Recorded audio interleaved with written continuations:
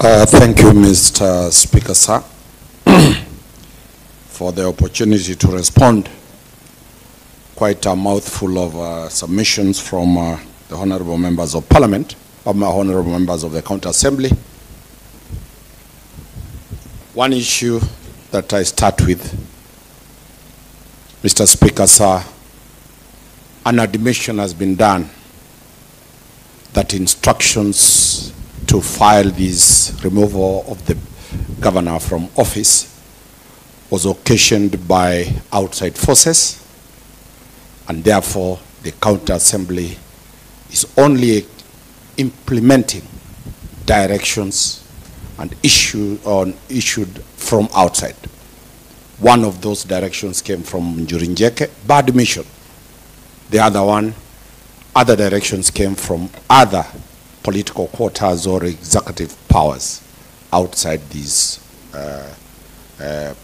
assembly. Mr. Speaker, sir, the creature of this assembly is found in Article 1, Sub-Article 4, that the sovereign powers of the people is exercised, 1, at the national level, and 2, the county level. It's not at the Njurinjeke shrine. In line of that, Mr. Speaker, sir, Article 3 puts it that every person has an obligation to respect, uphold, and defend this Constitution. More specifically, Article 3(2), any attempt to establish a government otherwise than in compliance with this Constitution is unlawful. By admission, the deputy governor was sworn in by Njurinjeke. A ceremony was conducted to grant powers to the deputy governor in anticipation of impeachment motion. The old constitution that was repealed on the 27th of August 2020 provided for, in the context between the late President Kibaki and the late Charles Njonjo, that anybody who could compass or imagine the death of a president committed an offense of treason. Today, a substantive illegal government is in place, waiting for a process of sanitization. It's a sad day. It is a sad day. An offense of treason is already committed.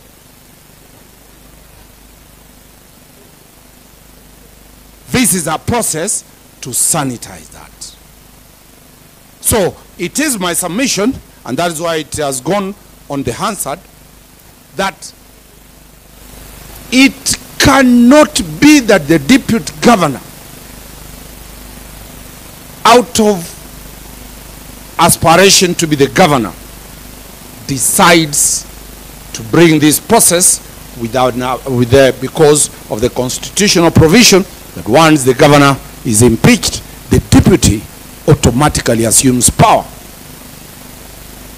If that is it, then the consequences are very well known.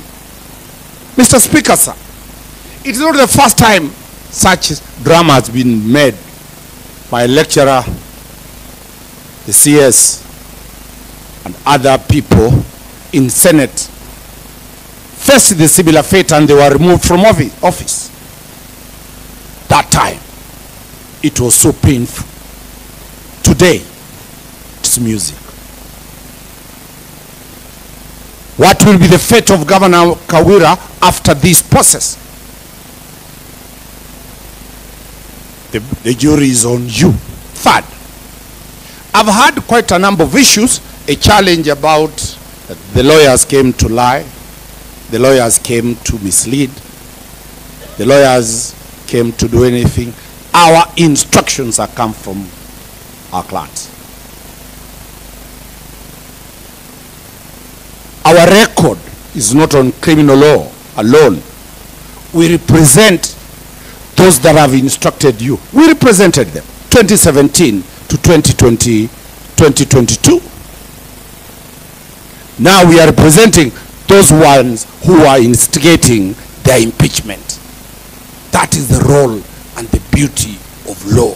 I've seen very able, promising advocates here.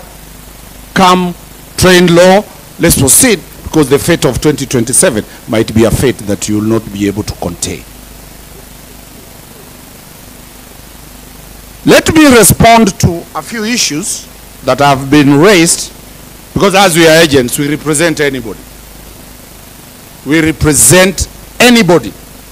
And you will be, if you have not been part of our stables, you will, when it changes. And it changes. Today, you are impeaching, tomorrow, we'll deal it in another manner. But the lawyers are very impartial. We have nothing personal in this matter against anybody, and we do our job as per the law it is.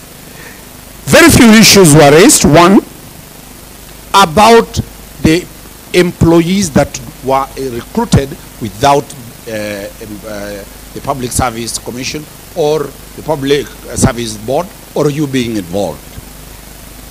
For record purposes, personal assistants, cooks, drivers are not recruited through a competitive process pursuant to Article 236. Those are personal. And if that record, let the Hansard captured that way. Two, the question about the recalling of the driver of the deputy governor.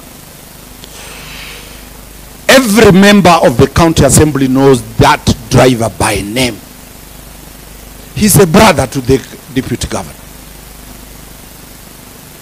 There we do not have eyes. But when the sister, the alleged sister of the governor is a security attaché, it raises eyes. Let us do to others that which we expect to do, because the one you are forging to be the next governor, first impeachment will be him for having recruited his own brother to be his driver. Third, the question about China. This was a private donor. You've not been shown, Mr. Speaker, sir, any government expenditure or requisition for that. Fifth, Mr. Speaker, sir, no document of government has been presented before this assembly where the governor has signed. Not even one. Where her signature is appended. Fifth,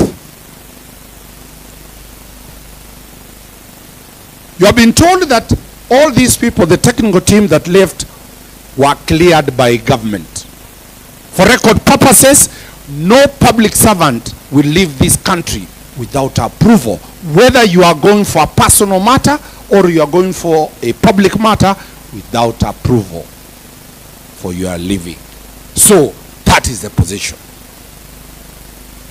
The approval was not for money purposes. Approval was under the law, and I've seen Council, Omari, even the members here, when they are going on their personal issues, they are not cleared by the devolution, Ministry of Devolution.